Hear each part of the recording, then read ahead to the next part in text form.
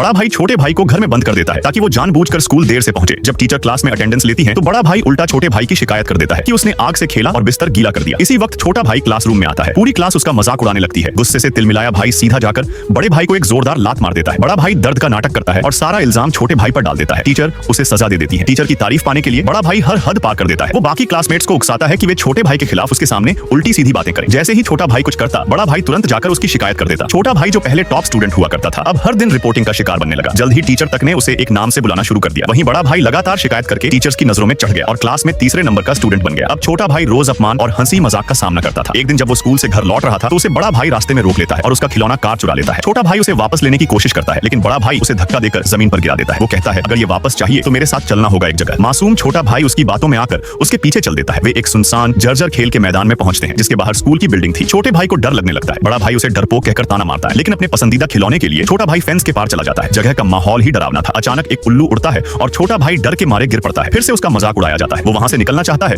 तो एक लकड़ी की छड़ी से बड़े भाई को डराने की कोशिश करता है, लेकिन इससे बड़ा भाई भड़क जाता है और खिलौने को तोड़ने की धमकी देता है। छोटा भाई उसे रोकने दौड़ता है, मगर उसे फिर से ताने सुनने पड़ते हैं। आखिरकार छोटे भाई का गुस्सा फूट पड़ता है। वो चिल्ला पड़ता है, तू खुद कुछ नहीं कर सकता, बस दूसरों की शिकायत करता है अपनी झूठी शान के लिए। बड़ा भाई इन बातों को सह नहीं पाता और खिलौना तोड़ने लगता है। मजबूरी में छोटा भाई उसे धक्का देकर गिरा देता है और अपनी कार वापस ले लेता है। बड़ा भाई जमीन पर पड़े पड़े उससे हाथ पकड़ने की भीख मांगता है, लेकिन पिछली सारी हरकतों की वजह से छोटे भाई के मन में उसके लिए सिर्फ नफरत बची थी। उसी वक्त एक तेज रफ्तार गाड़ी आती है और बड़े भाई को टक्कर मार देती है। जमीन पर सिर्फ एक टूटी हुई ऐनक रह जाती है। ताकि कोई शक न करे, छोटा भाई बड़े भाई की लाश को छुपा देता है और खुद उसके कपड़े और ऐनक पहन लेता है। अगले दिन जब टीचर उसका नाम पुकारती है तो वो कहता है, वो तो आज फिर बिस्तर गीला कर गया। किसी को पता ही नहीं चलता कि अब क्लास में खड़ा स्टूडेंट असल में वही छोटा भाई है जिसे कभी सब तंग करते थे। इस चैनल को सब्सक्राइब करें और अपडेट रहें।